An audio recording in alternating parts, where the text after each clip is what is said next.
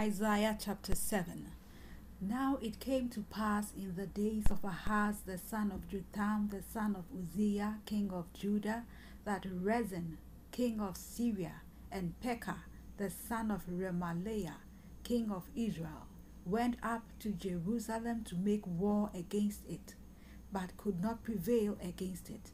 And it was told to the house of David, saying, Syria's forces are deployed in Ephraim. So his heart and the heart of his people were moved as the trees of the woods are moved with the wind. Then the Lord said to Isaiah, Go out now to meet Ahaz, you and Shear-Jashub your son, at the end of the aqueduct from the upper pool, on the highway to the fullest field, and say to him, Take heed and be quiet. Do not fear or be faint-hearted, for these two stabs of smoking firebrands, for the fierce anger of Rezin and Syria and the son of Remaliah. Because Syria, Ephraim, and the son of Remaliah have plotted evil against you, saying, Let us go up against Judah and trouble it, and let us make a gap in its wall for ourselves, and set a king over them, the son of Tabel. Thus says the Lord God, It shall not stand, nor shall it come to pass. For the head of Syria is Damascus, and the head of Damascus is Rezin.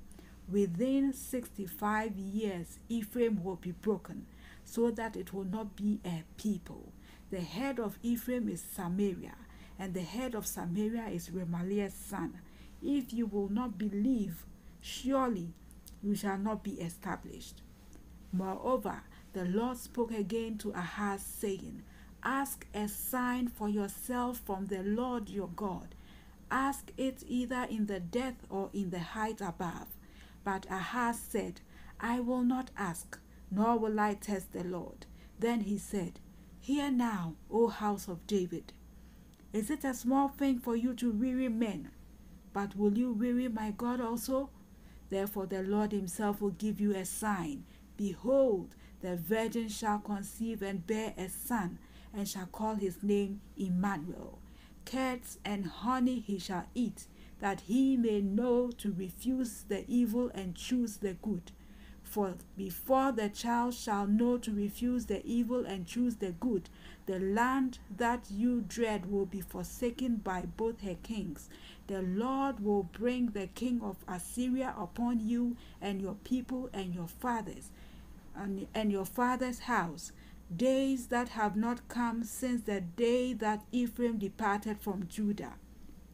And it shall come to pass in that day that the Lord will whistle for the fly that is in the farthest part of the rivers of Egypt, and for the bee that is in the land of Assyria. They will come, and all of them will rest in the desolate valleys and in the clefts of the rocks, and on all thorns and in all pastures. In the same day the Lord will shave with a hired razor with those from beyond the river, with the king of Assyria, the head and the hair of the legs, and will also remove the beard. And it shall be in that day that a man will keep alive a young cow and 2 sheep. So it shall be. From the abundance of milk they give, that he will eat curds. For curds and honey every one will eat who is left in the land. It shall happen in that day that wherever there could be 1,000 vines worth 1,000 shekels of silver, it will be for briars and thorns. With arrows and bows men will come there, because all the land will become briars and thorns.